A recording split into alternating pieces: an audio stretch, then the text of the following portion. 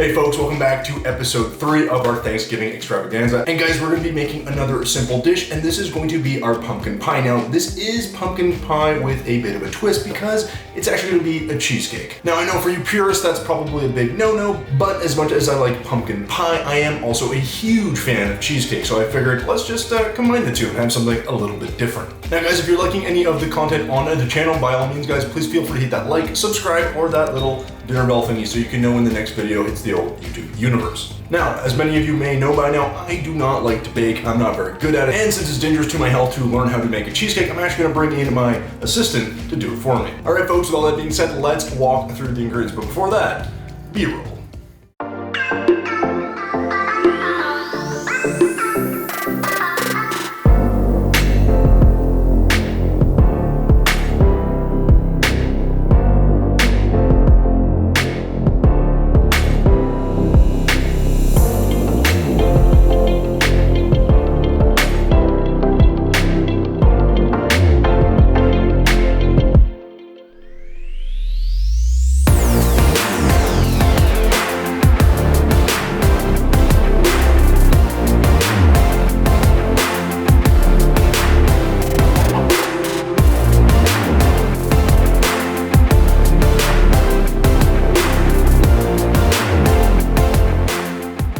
Alright folks, with that beautiful B-roll out of the way, let's get my assistant, aka family member, who I am forcing to do this, to make me a cheesecake. Now guys, this cheesecake is a pumpkin pie slash cheesecake, and it is going to be delicious. Now, like with most baked goods, you're going to want to start with flour, and we're going to use about a cup of flour here, guys. This is just normal, plain, white bleached flour, but you can use anything you want. I do not recommend whole wheat flour, however. To get a touch of dark and rich sweetness, you're going to need about half a cup of brown sugar. Now, you can use different kinds of brown sugar, but just whatever you have in the kitchen or the pantry should be fine. Now, if you're sensing a theme here, guys, this is in fact all the ingredients you're going to need for the crust, and obviously to that you're going to need, well, graham crackers. And we'll be using about 1 cup of graham crackers. Now, these are already ground up for us, so this saves us a little bit of time. To add a slightly gingery snap to our crust, we're going to go ahead and add 300 grams of these wonderfully tasty, crunchy, delicious ginger cookies, guys. We're going to crush these up, and believe me, this adds a nice little extra something to the bottom of this pie. Of course, this pie crust would never be complete or ever come together if we didn't add butter. So you'll want to grab yourself about 3/4 of a cup of butter, but you can kind of eyeball it here, guys. Again, what you're looking for is a crust that kind of just comes together a little bit like wet sand. So that takes care of the crust. Let's get into the filling. So go ahead and grab yourself 2 cups of this pumpkin puree, guys. You can also do it fresh, but this is just a lot quicker, and this has no additional flavors. Next, you'll want to artfully roll your sour cream across the screen and grab yourself about 1/2 cup of this sour cream. Now, you can use lower fat if you want, but I suggest full fat for this pie. Optionally, or as an alternative, you could simply use some plain Greek yogurt.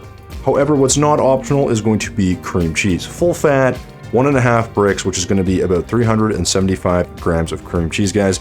This is a must. Obviously, you can go low fat, but who wants that? With that, you'll want to add 1 whole egg, and make that 2 eggs. And then you'll want to, 3 eggs. Okay, so 3 eggs is what you want to add to your mixture, which we'll then need to spice. So go ahead and grab yourself some very familiar flavors. We're going to start with a 1/2 teaspoon of ginger, followed by a 1/2 teaspoon of cinnamon, and then a 1/4 teaspoon or more if you want of allspice, and a 1/4 teaspoon or more of freshly ground clove. Now, you could use already ground clove if you want, but I had some fresh clove kicking around, and it just has a much brighter aromatic note to it. You'll also want to grab a 1/4 teaspoon of fresh nutmeg. If you don't have fresh, guys, that's okay. Just use whatever you have, but fresh is best. And finally, for the sweetness that you're going to need in the filling, you're going to need about 1 cup of white sugar. Now, guys, the sweetness here is going to be fairly mild. I know 1 cup might seem like a lot, but we have a lot of other ingredients to mellow this out, including a bright hit of acid that we're going to get from a couple of squeezes from our lemon slices. Now, this is optional, guys. Some people don't like this. I just like that it brings out the brightness from our cream cheese, and it goes really well with the rest of the pie.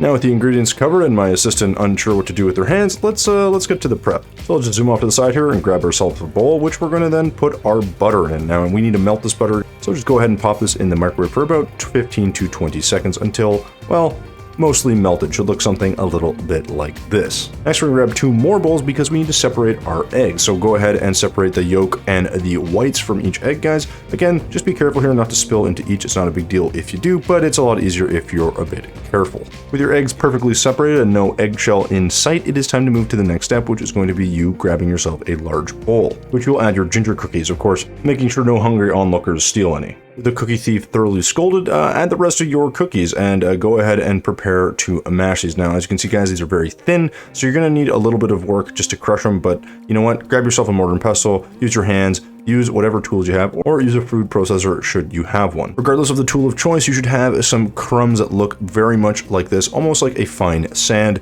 and it takes a little while if you're doing a mortar and pestle, guys, but like I said, use your hands, use what you got available. Should look something like this. To that, you'll be adding your 1 cup of graham crumbs. Now again, guys, this is just going to add a little bit more flavor and a different taste and texture as well. Next, you want to grab yourself your ½ cup of all-purpose flour and go ahead and dump that in on top. Then give all of these dry ingredients a quick mix, just making sure everything's nice and evenly distributed. With that done, you're going to go ahead and grab your brown sugar and add about a ½ cup of brown sugar to the mix. Just make sure to stir this one more time just to break up some of that brown sugar. With our sugar added, all that's left is our spice and everything nice. So the spices, we're going to start with our ginger. About a ½ teaspoon here is fine, followed by about the same amount of cinnamon, about a ¼ teaspoon of allspice, and then of course some of our freshly grated nutmeg over top. Now with freshly ground nutmeg, guys, it's fairly strong, so you don't need too much, but just ensure that you add a little bit. You can always add more later on. Next, you're going to want to get your clove, which means you're going to need to grab a mortar and pestle. So go ahead and grab yourself a small handful of your cloves. About 10 or 12 of these should do, and give these a quick, mortar and pestling, I guess. Additionally, I recommend you add an abrasive like some salt just to make sure that this crushes up into a finer powder. This will help just kind of tear everything up a bit more, but at the end you should be left with something that looks a little bit like this. But if it feels like something is missing from our ingredients, you're not wrong. We are actually missing a very special ingredient. Something to give it that authentic home-cooked taste. And what that ingredient is going to be, you ask? It is of course a single strand of hair from the rarely seen Sir Hobart.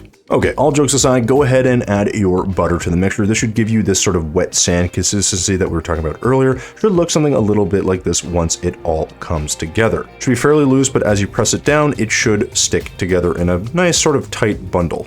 Now, of course, you're gonna need a vessel to actually do that molding, and we're gonna use a spring form pan. Now, guys, these are fairly common, but if you don't have one, you can use any pie tin that you find. In any case, transfer your mixture into the bottom of that tin, and then go ahead and gently pat it down into the corners. The desired thickness of the crust is completely up to you guys. Just do what you want, but I like a slightly thicker crust. With your crust properly shaped, it is time to put this into a 350-degree oven for about 10 minutes. So after about 10 minutes, go ahead and remove your pie crust from the oven. You can see we have a nicely formed crust here, but you're gonna let this sit off to the side, guys, and let it cool. And while that cools, we're gonna go ahead and prep the filling. So grab your largest mixing bowl and, of course, your pumpkin puree. You'll also want to grab your most finest of can openers. Go ahead and give that a good twist. Remove the lid and then scoop out 2 cups of pumpkin-y goodness. Pour those 2 cups into your large stand mixer bowl before adding your 1 cup of white sugar. I also recommend you add 1 or 2 pinches of kosher salt. To that, you'll add your forgotten ingredient, 1 teaspoon of vanilla extract. And to give this a little brightness, guys, again, a little bit of our acid from our lemon. Just go ahead and squeeze that quarter lemon into the mixture as well.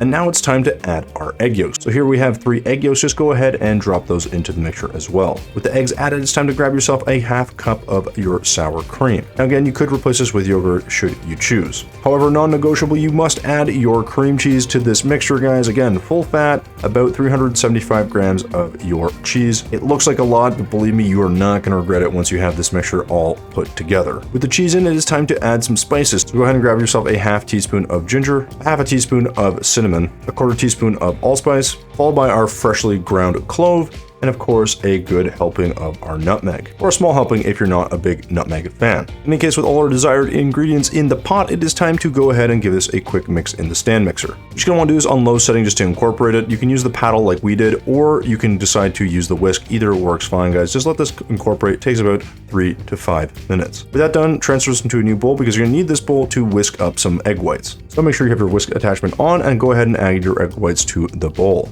And don't forget about 2 tablespoons of white sugar. This will help froth it up, and you have some egg whites that look nice and stiff like this. So now it is time to incorporate these egg whites to our mixture. As you can see, guys, they're light, fluffy, and slightly jiggly. Perfect for our pumpkin pie mixture. So go ahead and drop your egg whites into our mixture and begin to gently fold these over. Now, we say gently fold over, guys, because this is going to keep your mixture nice and light and airy. If you squish all of this down, it will look a little flat and it will also be a little bit more dense. And don't worry if you have any chunks, because these will melt as you cook it. Once stirred to your desired consistency, go ahead and put your mixture on top of your pie crust. Now again, depending on the size of the pan that you're using, you can use more or less of this mixture as you see fit. We wanted a rather tall cheesecake, so we went with a bit more, especially because we had a thicker crust. In any case, it's up to you, but you want to then spread this out evenly. This obviously helps give it the appropriate shape, but also can help prevent some of the cracking. With the filling perfectly spread out, it is time to go back to your oven at 325 degrees and put this in for about 30 minutes, or until you have something that looks a little bit like this.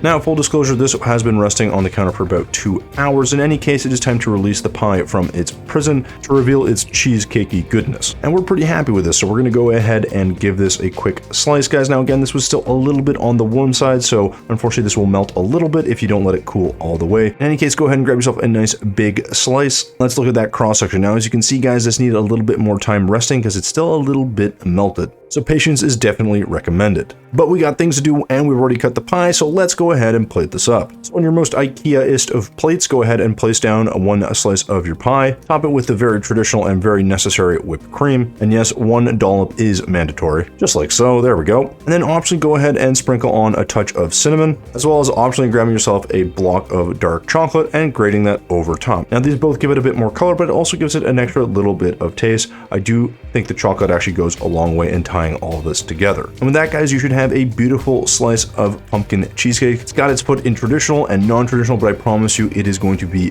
delicious and an absolute hit at your Thanksgiving dinner. Now, of course, the only thing left to do is to ensure that the taste is adequate. So we're going to go ahead and have our chef go ahead and give this a taste. Now, I'm a big cheesecake fan, but you can see this has a beautiful color. The crust is excellent, nice and crisp, and we have the beautiful coloring from our pumpkin and our spices. And while I'm not the one eating it on camera, guys, I did have a slice. All I can say is take a bite and then let the cheesy pumpkin goodness wash over you. It's actually so good you might have to walk away. But 5 seconds later, you'll be back for a second bite. I promise you guys, it is literally that good. So there you go, guys, a small twist on a classic Thanksgiving dessert that I really hope you get an opportunity to make. And that's it. Thanks so much for watching to the end of the video, guys. As always, thumbs if you liked it, subs if you loved it. We will see you in the next one.